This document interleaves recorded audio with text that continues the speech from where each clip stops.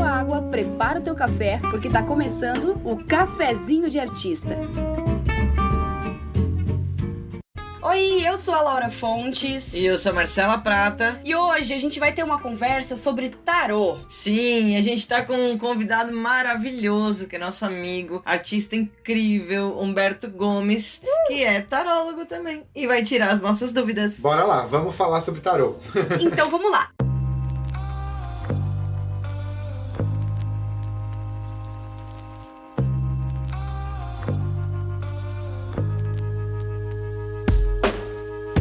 Então, pra gente começar, como que o tarô chegou na sua vida, Humberto? Bom, a pergunta ótima pra começar, porque eu sempre gostei de coisas místicas, assim, sempre investiguei muito tudo isso. Minha avó era benzedeira, né? Eu gosto de contar isso quando me perguntam. Então eu cresci com a minha avó cuidando de erva, cuidando de coisa, benzedora nas pessoas, bruxona mesmo, assim, né?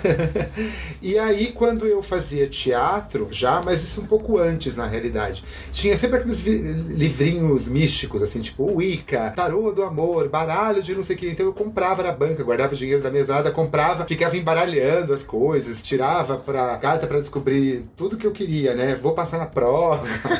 Eram essas coisas, assim, meio básicas, assim. Só que a história principal envolve duas amigas minhas muito poderosas, assim, bem bruxonas, lá de São Paulo, que é a Ana Maria e a Fernanda Negrão. A Fernanda Negrão é minha amiga do teatro, eu conheci ela antes do que a Ana Maria. A Fernanda era muito cética, por incrível que pareça, e economista. Só que ela estudava um baralho mitológico e aquilo me interessou o assunto, porque inclusive é um dos baralhos que eu leio hoje em dia. E o baralho mitológico porque ele aborda todas as questões da mitologia grega. As cartas são baseadas nos deuses e nas histórias, né, da mitologia. E aí a Fernanda e eu começamos a pirar e ela me mostrava algumas coisas. Eu tava meio apaixonadinho naquela época, me encantei muito com a mitologia do Eros e Psique, queria saber dos naipes de copas. Pesquisei, só, não tinha, né, então mais ou menos ali me despertou esse interesse. A Ana Maria é mãe de uma grande amiga minha e ela é terapeuta holística esotérica. Então, tipo, morei com elas um tempo. Quando eu cheguei na casa, a primeira vez o que me chamou a atenção era uma pirâmide que tinha no meio da sala. Amo! Já amei! Como assim, não? Pera, Chegava uma do pirâmide? ensaio, uma pirâmide gigante, assim. E uma pirâmide. Caraca! E na pirâmide tinha planta, botava coisa. Daí ela falava assim, vai decorar o texto embaixo da pirâmide. Então eu ficava estudando texto lá embaixo da pirâmide.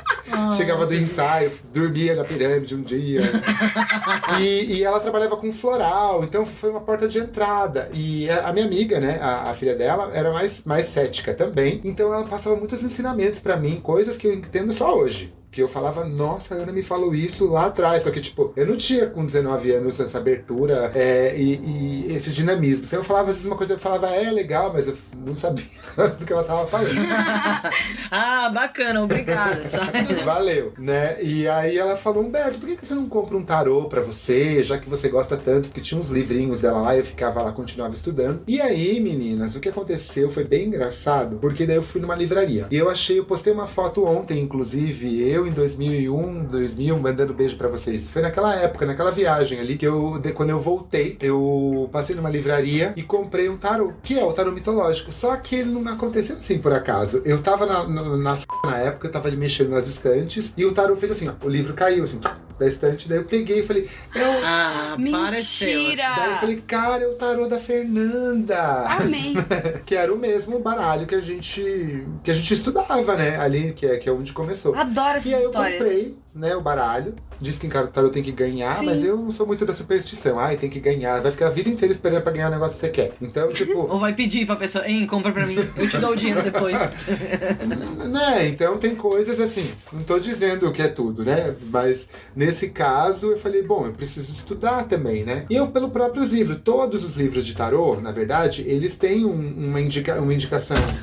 Puta que pariu, velho. Peraí, Só Humberto. um minutinho, Caralho, nossa, eu tô toda arrepiada. Viado, eu juro, eu tô com o cabelo da barba arrepiada. O que é que aconteceu? Um pássaro acabou de bater na janela. Eu olhei pro pássaro, ele bateu na janela. Nossa, Eu tô deixa eu ver se toda ele tá bem, arrepiada. rapidinho. Bicha, olha aqui. Eu tô chocado. Ele tá bem? Oh, meu neném. Mas tá em pezinho. Tá em pezinho, tá em pezinho. Só se distraiu. Caralho, que susto. Eu tô... Gente, Gente, eu tô chocado. ai, eu adoro essas coisas.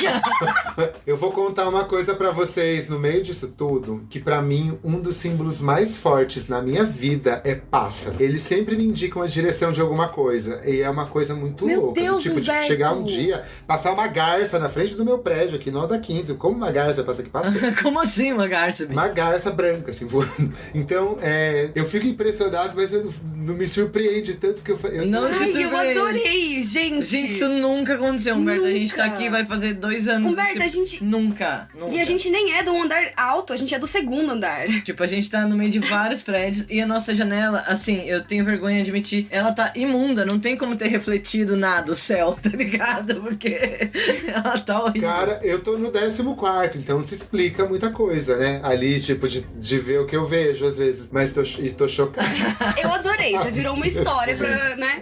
Eu já acredito no baralho que caiu. Já Só por causa acredito, disso, eu já acredito nisso. Pronto, tem uma prova aí. Mas enfim, voltando. Aí eu comprei o tarô, né? Comecei a estudar e ele é um livro. Então, todos os livros de tarô têm uma indicação, assim, de como você tira, de como ler. E eu comecei a ler aquilo. A primeira pessoa que eu tirei o baralho foi pra minha avó, tá? Porque eu achei forte. Pra benzedeira. Pra benzedeira.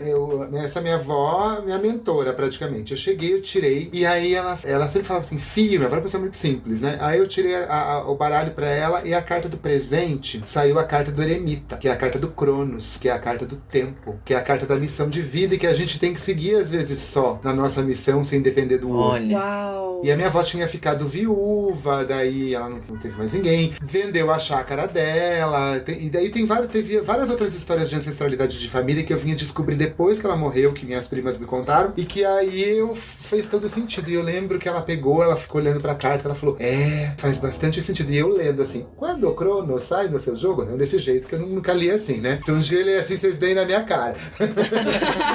Eu lendo pra ela, enfim, daí eu li e comecei, a partir disso, eu comecei a grifar. Então eu sempre tirava pra um amigo, onde eu ia eu levava o tarô, né? Levava o livro, grifava com a canetinha as palavras mais importantes e foi assim que começou. Então o tarô chegou dessa forma. Eu já dava aula, né, de teatro depois de um tempo, continuava com o tarô, tirava pra uns alunos, aqueles que você tinha umas afinidades, vocês reconhecem, né? As bruxas no meio de tudo aquilo. Uhum. Mas assim, efetivamente, trabalhar mesmo com tarô foi a partir de 2016, é recente. Mas a história do tarô da minha vida é antiguíssima, né? Começou desde sempre, eu acho que eu já nasci com isso, assim como a arte também é na minha vida presente, né? Sim. Mas a investigação começou ali lá por 97, mais ou menos. Aí em 2001 eu acho que eu comprei o baralho e por aí foi. Bom, na real, se pá, o baralho foi até um presente mesmo, né? Sim. Porque se o negócio. Você ganhou ele pulando na tua frente, né? Por isso que eu falei, vou comprar, né? Vou comprar, lógico.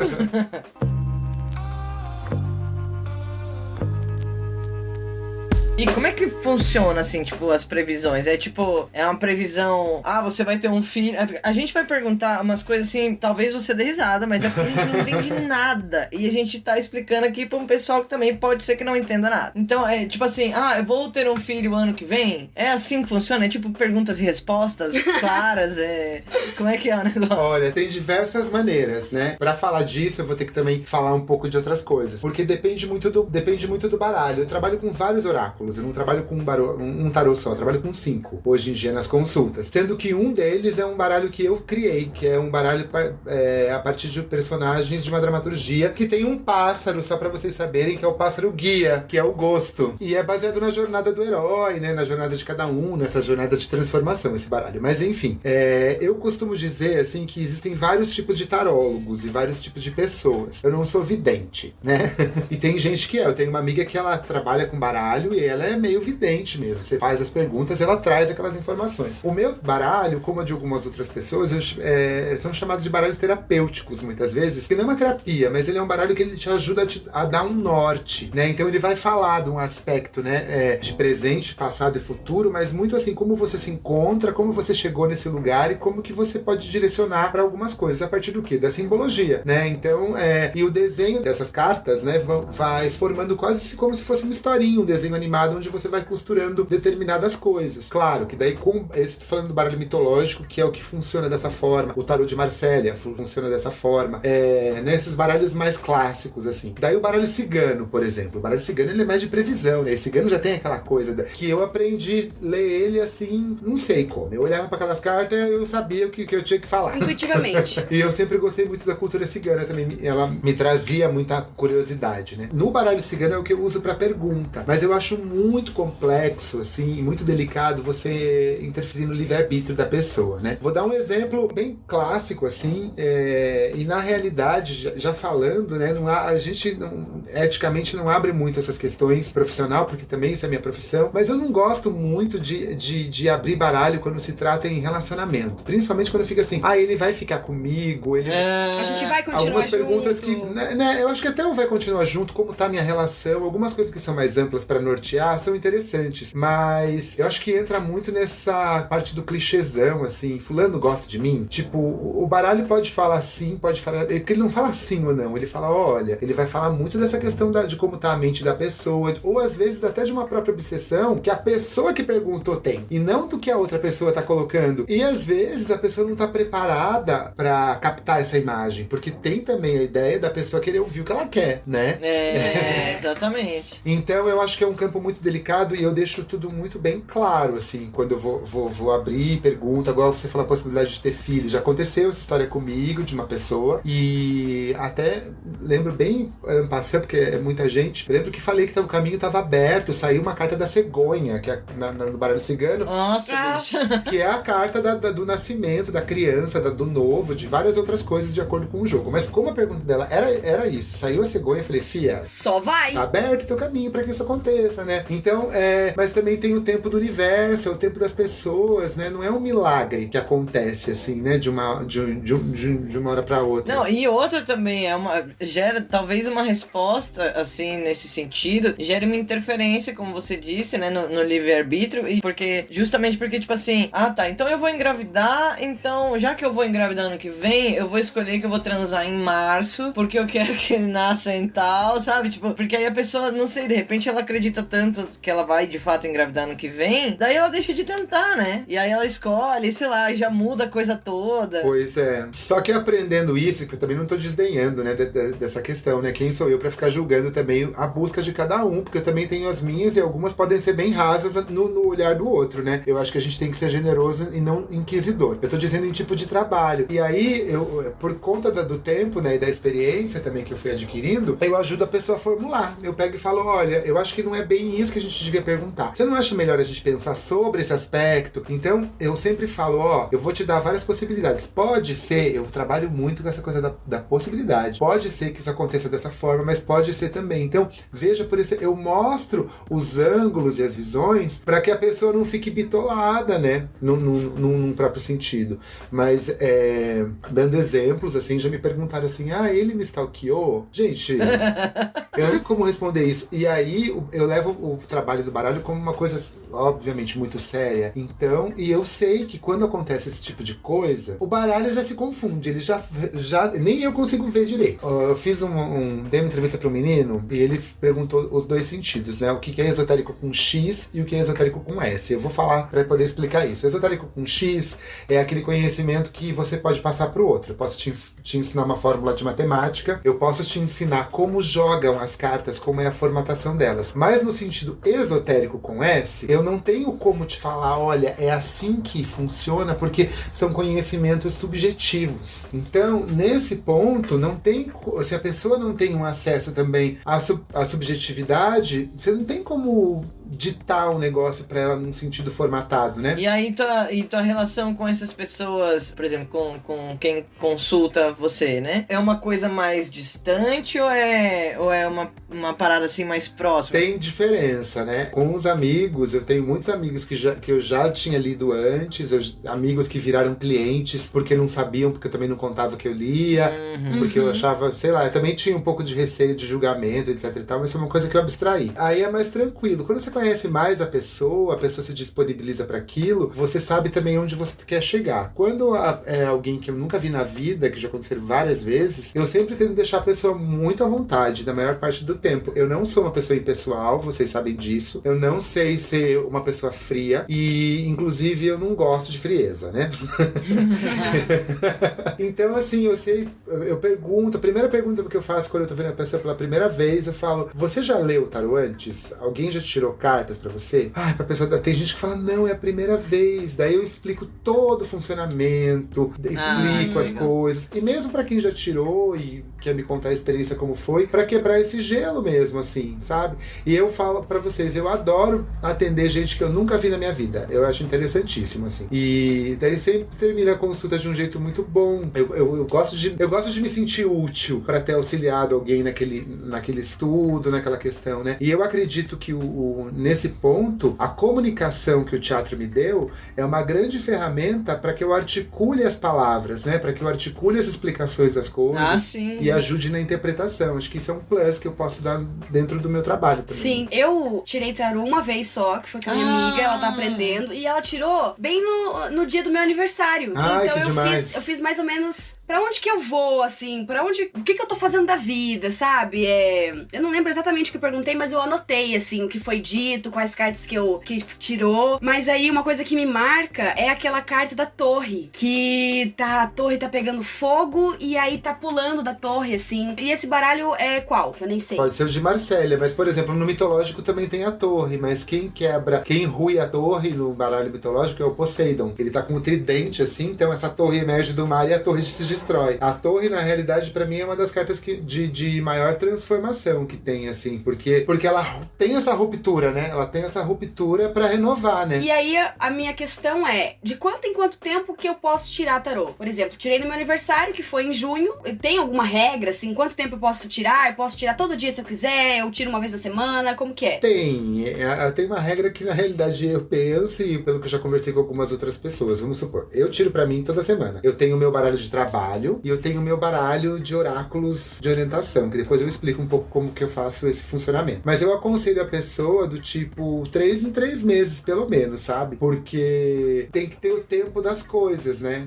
É bem essa... Se a gente entrar nessa questão energética quântica que a gente discute também, e que tá tão em voga ultimamente, né? Mas que as pessoas talvez não tenham tanto acesso, você quer alguma coisa, você pede alguma coisa, você tem intenção de alguma coisa. Para um projeto se estruturar, ele tem o tempo da atuação, de fazer com que ele aconteça, e tem o tempo da digestão do entorno para a maturidade dele, né, se realizar. E é assim para mim é a consulta também, né? Tipo, digere aquilo mesmo que tá acontecendo, espera um tempo, né? Tem gente que às vezes acha que vai abrir a porta e vai encontrar alguma coisa ali, que não é já, né? Às vezes as coisas demoram um tempo. Igual outra parada, assim, que eu acho muito legal, que eu conheci recentemente, uma amiga minha trabalha com isso bem profundamente, que é a constelação familiar, que ela trabalha com essa questão quero muito fazer nesse assim. O que é isso? Eu sei bem superficialmente, mas é uma coisa que eu admiro muito. A constelação, ela vai trabalhar com a tua ancestralidade, né? Então ela fala que você é fruto de tudo que você é fruto de tudo que veio antes de você. Então você tem que honrar toda a sua família e toda a sua estrutura de raiz que antecede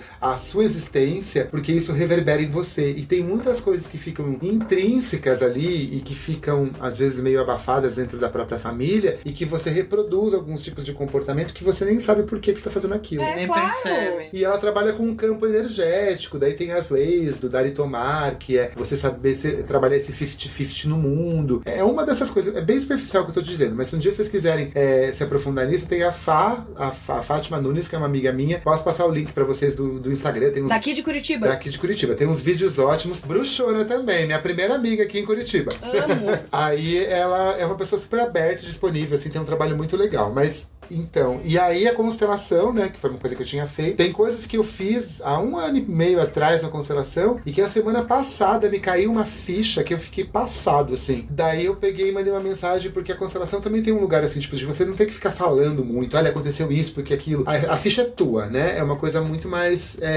pessoal. Daí eu falei, olha, amiga, eu sei que você não gosta que eu fale, mas eu preciso te falar, porque há tanto tempo atrás, naquela constelação que a gente fez, aconteceu isso, isso, isso, e eu depois de todo esse tempo descobri que é isso, eu estou chocado. Ponto. Eu estou chocado. Beijo, boa noite, tchau. Então, assim também funciona na consulta. Que daí você fala, meu Deus, aquela consulta que me falaram tal coisa, era aquilo. Então, do nada, né, cara? Acontece, eu acho legal quando tem esses feedbacks. Algumas pessoas às vezes me escrevem, nossa, me falou aquilo, não sei o que lá. Como também já tive devolutiva que não era muito positiva. Você falou que ia acontecer tal coisa. Daí eu falei, olha, peraí, né? Mas e o entorno? Porque às vezes naquele momento presente acontece um negócio, né? A mesma coisa se alguém pergunta se vai viajar, a carta tá toda aberta, né? Que funciona aquilo positivamente. Daqui 2 semanas fecha todos os aeroportos por conta de uma pandemia. Pois então é. não é um tarô. Não vou prever a pandemia, o aeroporto, entende? Então são coisas, às vezes fala sobre isso, mas talvez a pessoa tenha que ressignificar aquela situação, tá aberta pra isso, né? Acontecer.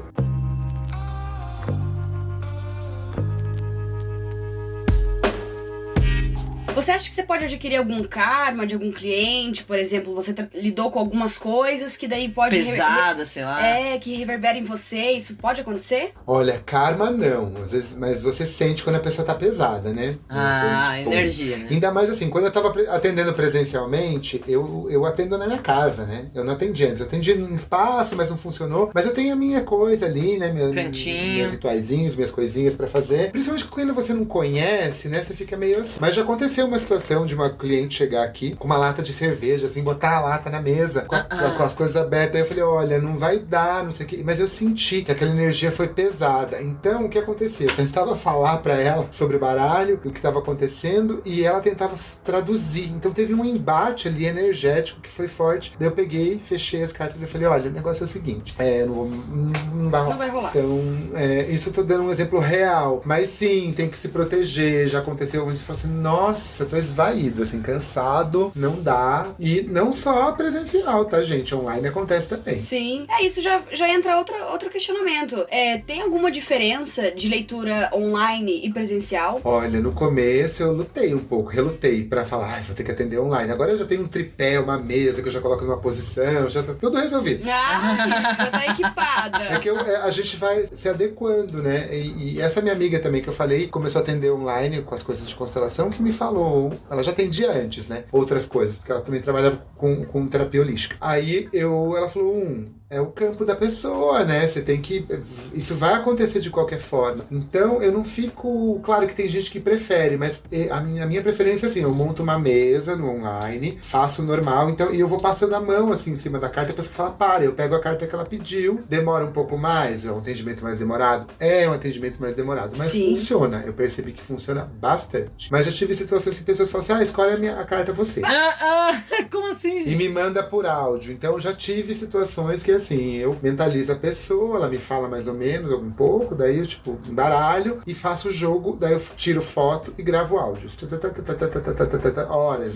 Sim. Não horas, mas eu normalmente gravo um áudio pra cada 2 cartas, assim, pra não ficar tão confuso. Mas hoje já posso dizer pra vocês que eu já tô acostumado, não vejo tanta diferença, mas ainda prefiro o presencial. Sim, né? Saudades. Exceto quando a pessoa chega com a cerveja na mesa. Mas de resto tá tudo bem. Não, eu faço um chazinho, acendo um incenso.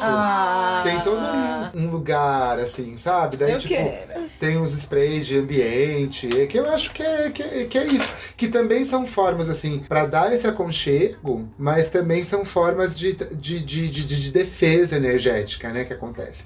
Mas uma coisa eu vou garantir pra vocês. Pode voltar o que for, todo mundo vai tirar o sapato pra entrar na minha casa daqui pra frente. Sim, a gente tá assim também. E você tem algum ritual que você faz antes de começar e depois que terminou a leitura? Olha, tem uma coisa que é básica, assim. Eu sempre gostei muito de anéis. Eu uso anéis, né? Então, eu sempre faço leitura com os meus anéis. Mas tem um anel específico, que tem uma pedra azul, que é um anel meio cigano, que eu gosto de colocar pra fazer as leituras. Eu sempre acendo um incenso, passo uma essência de spray ali. Só que na própria leitura em si, eu faço um círculo de proteção na mesa, que eu tenho uma adaga onde eu faço um cruzamento quando eu vou começar o jogo, e eu não falo, mas o meu pensamento é: o que é meu, o que é teu é teu. Ok, olha isso. E aí, quando me perguntam, eu falo, mas normalmente eu não falo. E daí tem as pedras, eu coloco 2 cristais e 2 ametistas que selam essa distância entre eu e a pessoa, e um anel cigano que eu ganhei de um ex-namorado da minha mãe há muito tempo atrás. Não é um cigano, é um anel que tem um pentagrama lindo. Ele me deu uma vez. Depois eu vou contar desse anel. Daqui a pouco eu conto, só pra não perder o assunto. E aí eu embaralho, né? Eu mexo nas pedras e coloco as pedras nas laterais da mesa. Pra também selar. E sempre tem um copinho com água, com sal grosso. Pra que eu deixe que depois que terminar a consulta eu jogo fora. Ah, adorei. Então basicamente é isso. E esse anel aí, fiquei curiosa de saber. Eu ganhei esse anel do Ezio. Era um anel, é um anel super bonito. Acho que ele tá aqui, vou mostrar pra vocês. As pessoas não vão ver, né? Porque a gente tá se vendo, mas eu vou mostrar pra vocês. Eu ganhei esse anel. Eu falei, mas que ele deixou esse anel, né? Ele tinha falecido já, não sei o quê. E eu morava aqui em Curitiba já, né? Daí eu peguei um dia, fui pra São Paulo na casa da minha mãe e devolvi o anel. Eu falei, mãe, eu não quero esse anel, não. Não. Tá, pode fazer o que você quiser com ele. Meninas, sonhei um dia que eu tava num lugar, daí eu chegava num templo, assim, e tinha uma pedra com o símbolo do anel, e ele chegava, ele era a pessoa que ministrava uma palestra espiritual, sei lá, nesse lugar. E aí ele falou assim, aquele anel é teu? Ele te protege? Pegue ele de volta. Na hora, eu acordei, eu liguei pra minha mãe, falei, mãe, cadê o anel? Ela falou, eu guardei, porque eu achei que você ia se arrepender. E você usa ele na mão ou deixa na mesa? Não, deixo na mesa. Mas eu já usei ele assim, quando tem alguma, festa espiritual, alguma coisa, que eu boto ele porque ele me dá uma selada, assim.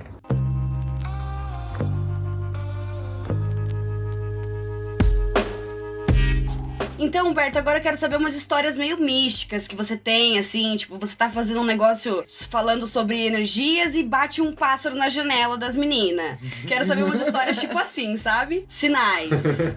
Eu sempre gostei muito dessa simbologia dos sinais, né? Eu tenho algumas histórias interessantes pra contar sobre isso. Eu acho que eu vou pegar 2, pelo menos, ali, que mexeram muito comigo. E uma delas tem a ver com logo que eu comecei logo que eu comprei o tarô, né, que eu falei pra vocês, e que eu senti que tinha alguma coisa em mim mudando ali, alguma coisa diferente. E eu morava numa cidade do interior cheia de montanhas, e a nossa diversão sempre era subir nas montanhas, fazer fogueira, tomar um vinho, tinha um povo que tocava violão, e eu lembro que era um feriado, dia 1º de maio, e eu encontrei um cara que tinha trabalhado comigo, ele era estagiário de uma empresa, que foi o único trabalho que eu tive que não tinha a ver com arte. Eu fui assessor de marketing de uma loja de armários e cozinhas planejadas. Olha isso, gente. Durante 6 meses. Porque daí o meu chefe, que era o pai de uma amiga minha, falou, é melhor você fazer teatro mesmo. Porque eu visitava as pessoas, eu tomava café, eu queria saber das histórias delas, demorava horas fazendo as coisas, né? Eu era amigo, daí eu olhava assim, e era amigo do pintor, aí ele me contava umas histórias, a gente ficava pirando, então ele falou, acho que é melhor realmente. Mas enfim, daí eu encontrei esse menino que trabalhou comigo nesse lugar, num ponto de ônibus, eu tava passando de carro, daí eu falei, uma carona, não sei o quê. Daí ele falou, vamos lá no pico da Mata Verde lá, que não sei o quê, que tava tendo uns acampamentos, umas fogueiras. Eu falei, que legal. Daí subi, só que não tinha nada. E aí, de repente, eu vi uma estrela cadente, assim. Acabei de lembrar de outra história. Eu vi uma estrela cadente e uma árvore que era assim, ó, juro. A árvore parece que ela era uma pessoa assim. Uma pessoa com os braços pra cima e com a mão caída, assim. Com a cabeça baixa. E aí me veio uma intuição, assim, nossa, eu preciso levantar minha cabeça, né? Porque eu fico tão me detonando pra aquela coisa, aquela árvore. Aí eu falei, Val, aquela árvore eu nunca vi. Ela sempre esteve ali, mas é que com a sombra da noite ela fica diferente, etc e tal. Daí eu tava me incomodando, ele falou, vamos embora, vamos. Aí tinha chovido, fui pegar uma estrada, pegava umas terras pra subir ali, tinha uma poça d'água. E eu pirei, que eu achei que o carro ia afundar naquela poça d'água, eu fiquei tão desesperado. Aí eu falei, bom, eu não vou pensar, acelerei e fui. Quando eu acelerei e fui, a poça, gente, juro pra você, ela devia ter essa profundidade. Rasa. Rasinha. Rasíssima, rasinha, piscina regância. Daí eu comecei a rir, eu pensei assim, a gente cria tantos problemas na vida, né? E que dá tanta profundidade pra uma coisa que é tão superficial, às vezes. Olha isso. E a gente começou a ter essa relação dele, falou, a natureza é muito sábia, ela conversa muito com a gente. E ele parecia o Orfeu, esse meu amigo, sabe? Assim, o Tony Garrido, quando fazia o Orfeu. Aquele cabelo de dread, assim. Então, e a gente fazia muito tempo que não se falava, então aquela conversa ali, daquele dia pra frente, ela me virou um clique, assim, de como enxergar as coisas de uma nova forma, né? Deu estalo na vida. Foi muito legal. E aí, falando da estrela cadente, tem essa minha amiga Fernanda, que eu contei pra vocês, quando eu tava escrevendo a fábula do Vento do Sul, que é essa história que fala de jornada, que é a história do pássaro, a Fernanda tava morando no Rio. E ela era muito questionadora, assim, né? E aí, a parada da fábula é assim, eu transporto transpus todas as situações reais da vida para um universo fantástico. Então, como se nessa conversa nossa agora, quem seriam vocês e quem eu seria num outro universo fantástico, e transformar isso numa coisa lúdica e a partir de uma metáfora trabalhar essa expansão de pensamento, né? Por isso que virou um baralho. E eu falava que a Fernanda era a Estela, que ela era a guardiã do portal estelar. E a Estela, essa personagem, ela é questionadora. Então ela é assim, mas você gosta por quê? Não, mas você tem certeza que é assim? Então tudo. E ela era uma pessoa que nada tinha que ser, tipo, a fórmula precisa pra entender o que estava acontecendo. E a gente estava conversando, né? Ela morava num prédio, assim, que dava pra ver a Pedra da Gávea, lá no Rio. E aí eu comecei a conversar com ela sobre essas questões da Estela, da Rainha Estelar, não sei o que. Ela começou a tirar um sarro da minha cara. Gente, deu um blackout, assim, acabou a luz da rua, estourou um poste, assim.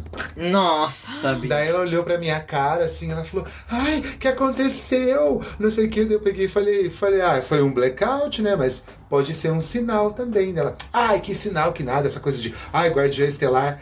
Gente, 2 estrelas cadentes na janela dela, atrás da Pedra da Gávea, fizeram assim, ó.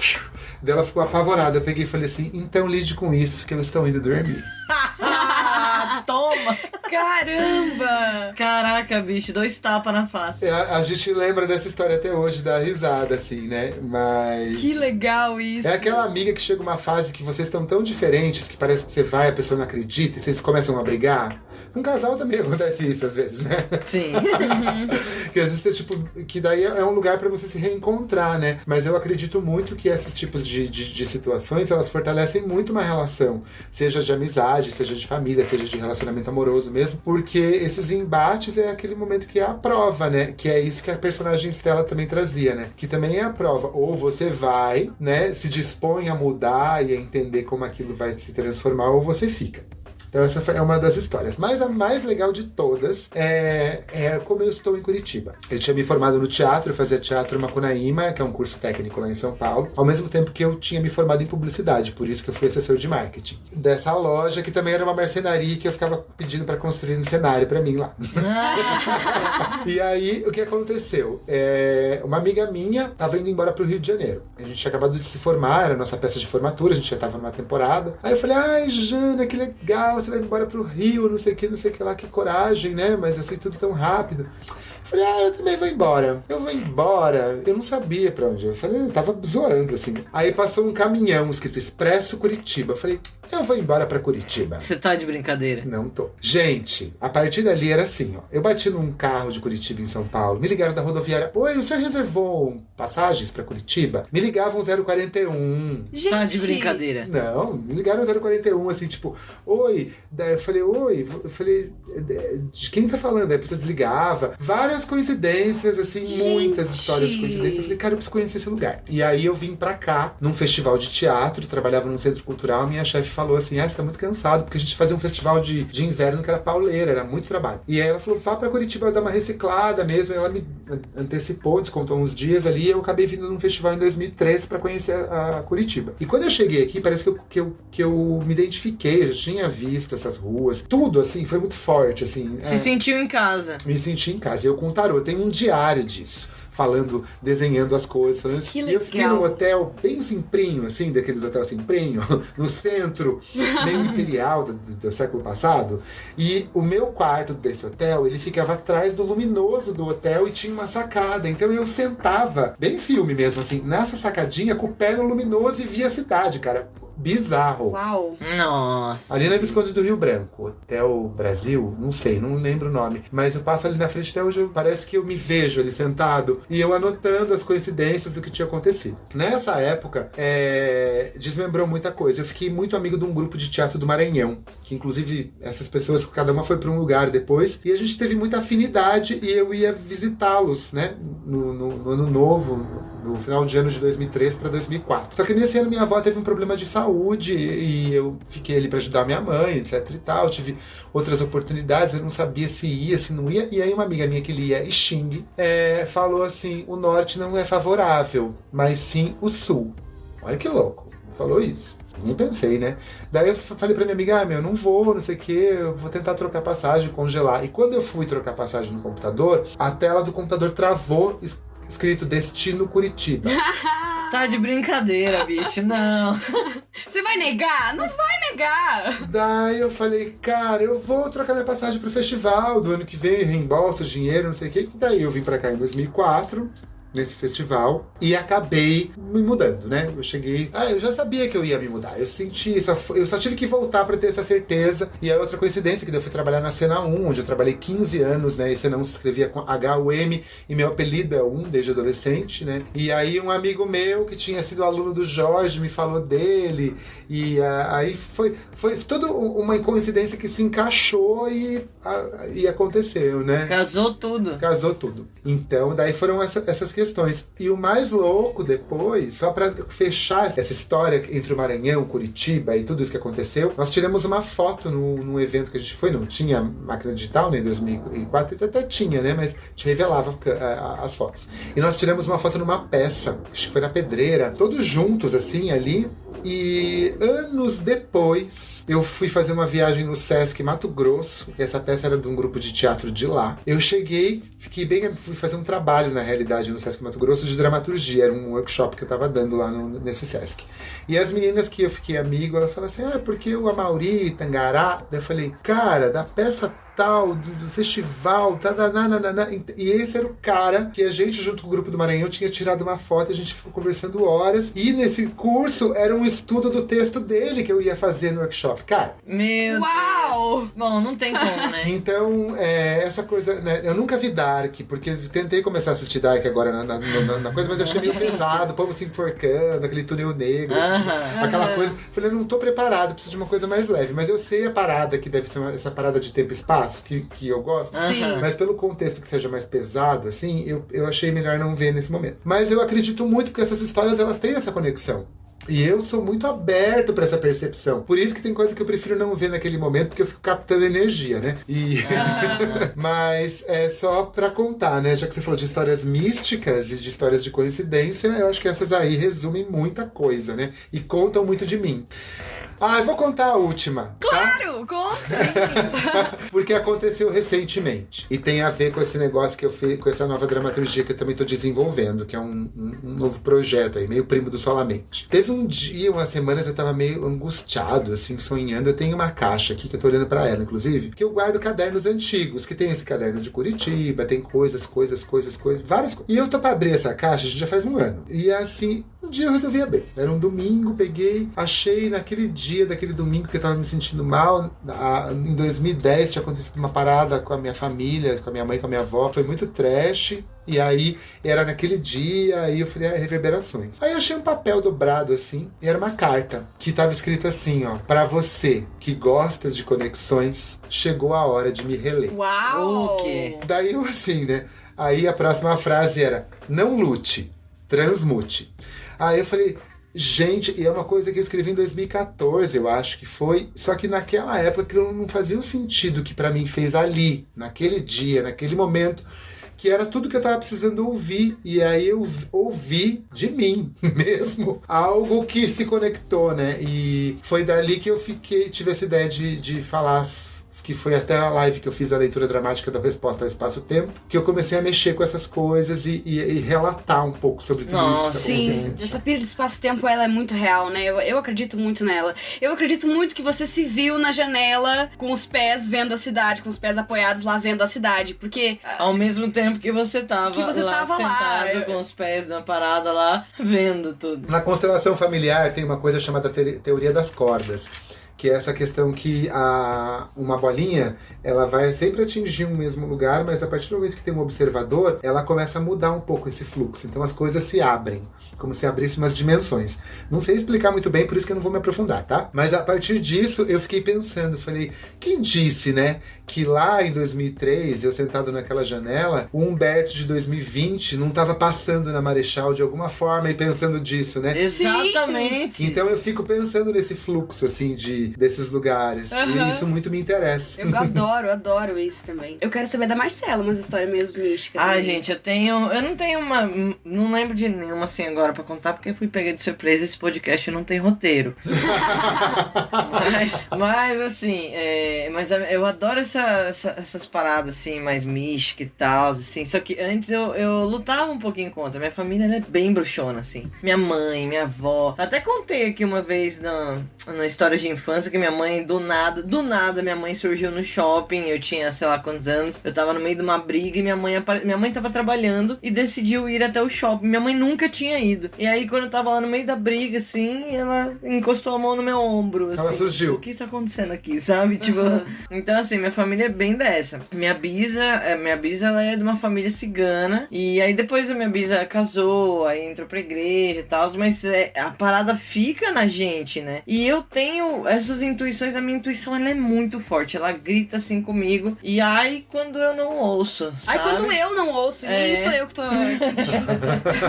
Quando eu falo, mulher, eu acho que não é uma boa. Não, mas eu vou fazer, tá bom. Humberto, sério, o quanto que eu já apanhei por não ter escutado a Marcela. Escutado não no sentido, tipo, ai, não faça isso. Não, no sentido da intuição mesmo. Ela fala, eu acho que isso não vai dar certo, isso não é legal. Veja se não é melhor você perguntar tal coisa antes de ir. Alguma coisa assim. Aí chega num lugar e se fode. E se eu vou contra, toma no meu cu. E aí, mas é muito louco, assim. E a minha bisa era muito forte, assim. Minha bisa era, assim, a bruxona amor. E ela tinha umas plantinhas em casa, no jardim lá de casa. Morava eu, minha mãe, minha tia, minha avó e minha bisa, tudo na mesma casa, né? E era uma planta pra cada mulher da família, bicho. Que legal! E eu acho isso do caralho. Porque, mano, você já mistura a planta, a natureza, sim, com você, com tudo mais. Uau. E aí, quando a gente tava ruim, podia chegar lá na planta que a planta tava mais diferentinha, sabe? Então ela ia todo dia lá no jardim, via assim, essa daqui tá meio murchinha, aí ia falar com a minha mãe, aí minha mãe tava mesmo passando por uns problemas emocionais e tal. Então, assim, tipo, eu super acredito nessas paradas todas. E então, assim, durante muitos anos eu ignorava, sabe? Eu tentava ignorar. Eu falava assim, não, eu não quero seguir essas paradas, não. Eu não sei o que, eu não sou ligada nisso. Pra mim tem que ser o A mais B e tal, não sei o que, tudo muito regradinho, muito bem racional, assim, tal. Muito bem explicadinho. Essa coisa inexplicável não é pra mim. Bicho, agora eu tô super, nossa, só falta escrever assim, bem-vinda, essa é a casa de uma bruxa, sabe? Tipo, no capacho de casa, assim, sabe? Perfeito. Mas essas coisas vão chegando, né, pra gente, né? Vai ampliando. Vão voltando, parece, né? E eu li um livro esses dias, que é até da mesma autora que Mulheres que Correm com os Lobos, que é da Clarissa Pinkola Estés, e chama A Ciranda das Mulheres Sábias. Bicho, que livro! Que fala de ancestralidade, né? Fala sobre a ancestralidade. Sobre isso. Ancestralidade. E aí no final faz uma oração pra cada arquétipo, né? De bruxona, assim, tipo, de senhorinha bruxa, assim e tal. E caraca, aí tem uma oração lá que eu li e falei, puta, eu li pra minha avó e pra minha bisa ali, sabe? Aí eu já me emocionei, já comecei a chorar. Li o livro em 4 horas. É pequenininho, mas tipo, eu engatei assim, e aí eu falei, realmente é meu chamado mesmo. Que me envolver mais. E você, amor? Não? Não. Eu não tenho, assim, uma história... Eu não sei se eu não lembro, mas história mística, assim, eu não tenho ainda. Ainda. Mas pode ser que essa seja uma delas daqui a pouco. Gente, bateu um pássaro na janela enquanto a gente começou a gravar, velho. E foi muito louco, porque eu me distraí com esse pássaro, Humberto. Eu olhei, a gente tava conversando, eu vi na janela, falei, passarinho bonitinho, e veio! Eu falei, meu Deus, calma, eu só tava te olhando. Não falo nada pra você depois disso. Caramba! Meu Deus. Tem uma frase na fábula que ela fala, que é uma das histórias que aconteceu, que minha amiga uma vez pegou, assim que nasceu a fábula do Vento do Sul, né? Eu tinha feito a música e essa minha amiga, ela tinha muita questão do tempo. Ela levantou um galho na mão, ela começou a rodar assim, e daí veio um pássaro negro, lindo, né? Ela começou a gritar, voo e gosto, tanto que o nome do pássaro chama Gosto. que tem a ver com o gosto do tempo, né? Voo e gosto, indique a direção, eu não sei o quê.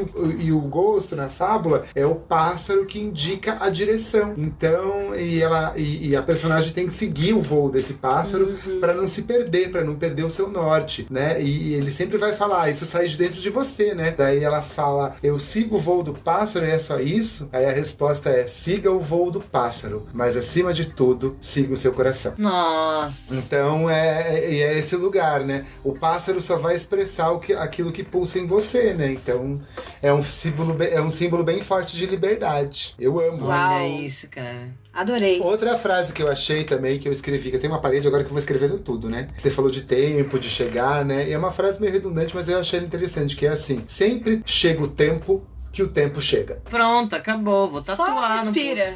Respira, meu bem. Respira, tá? E segue o flow. Né? É isso, a gente quer um imediatismo, né? Eu acho que isso serve também, né? Pra quem vai buscar, às vezes, né, uma orientação como um oráculo, né? Um tarô, no caso, que aquilo vai te ajudar a nortear, né? Mas quem vai fazer seu tempo acontecer é você também, com as suas ações, com aquilo que você ouviu e como você leva isso pra vida, né? Ai, Humberto, que papo gostoso, cara. Que delícia. Eu adorei. Não quero que acabe.